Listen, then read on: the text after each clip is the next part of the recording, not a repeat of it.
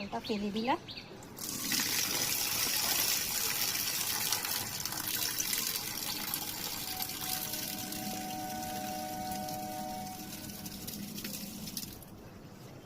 এইবার এই যে পদ্ম গাছটা আর এই যে ডাল কেটে আমি নীলকণ্ঠ চারা করেছি, একদম ডাল কেটে থোকা নীলকণ্ঠগুলো এবার আমি নিয়ে যাচ্ছি। এই আমার ফোনটা রাস্তায় যে আমি বসবো সেটাই দেখা।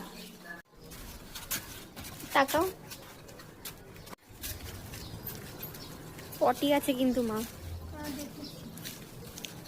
আরে ও পেছনে বসলে হবে না, পটটা তো আগে উঠে বসে আছে। সামনে যা, সামনে যা।